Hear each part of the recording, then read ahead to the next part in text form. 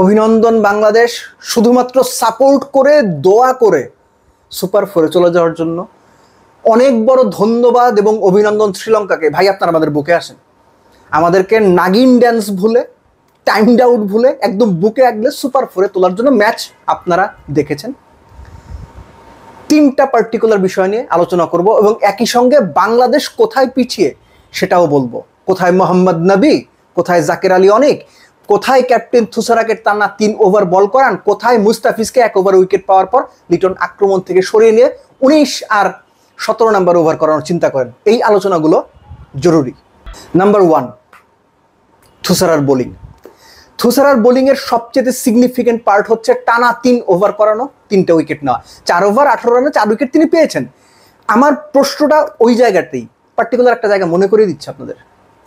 শ্রীলঙ্কার বিপক্ষে যে মেন্ডিস দুর্দান্ত এক ইনিংস খেলে আফগানিস্তানের বিপক্ষে শ্রীলঙ্কাকে জেতালেন, বাংলাদেশকে সুপার ফোরে যেতে সাহায্য করলেন, সেই মেন্ডিসের উইকেট পাওয়ার পেতে মুস্তাফিজ নিয়েছিলেন, মনে আছে?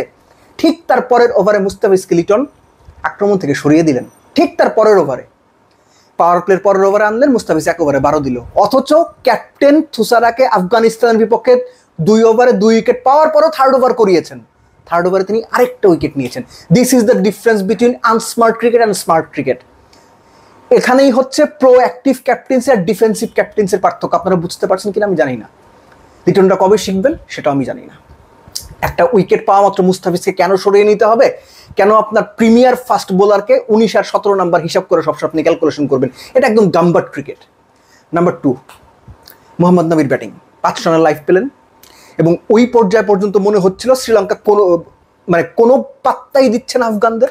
আফগানরা কোনো মতে 120-30 করবে, শ্রীলঙ্কা হেসে খেলে জিতবে। ভাই, 40 বছরের একজন মানুষ শেষ ওভারে 5টা ছক্কা মারলেন। 5 রানের যে ওয়েলালাগে তার ক্যাচ ফেলেছিলেন, সেই ওয়েলালাগেকে 5টা ছক্কা মেরেছিলেন লাস্ট ওভারে। 22 বলে 60 আপনি ভুলে যান। যে ইন্টেন্সিটি, যে কনভিকশন নিয়ে মোহাম্মদ নবী ব্যাট করেছেন, ভাই স্যালুট আপনাকে। আমাদের ফিনিশারকে জাকের আলী অনেক, তিনি চুল ঝাড়া দেন, বসেন, নড়াচড়া করেন, হাঁসফাঁস করেন, 19তম ওভারের 3 বল ব্যাটে লাগাইতে পারেন না। এই হচ্ছে 40 বছরের নবীর সঙ্গে 27 বছরের জাকের আলী অনেকের পার্থক্য। আমাদের সহকর্মী সামিউর রহমান, সামি ভাই একটা লেখা লিখেছেন যে জাকের আলী ফিনিশারের রোলে বাংলাদেশের ফিনিশিংয়ের জবটাকে জাস্ট ফিনিশ করে দিচ্ছেন।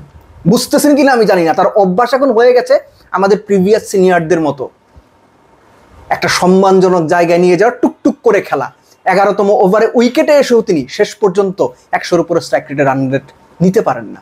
টিম ম্যানেজমেন্ট এগুলো ভাববে? মোহাম্মদ নবীকে দেখে শিখবে? 40 বছর বয়সে যা পারেন মোহাম্মদ নবী, আপনারা 27 বছর বয়সে টকবগে রক্ত নিয়ে সেটা পারেন না। লাস্ট, মেন্ডিসের ব্যাটিং।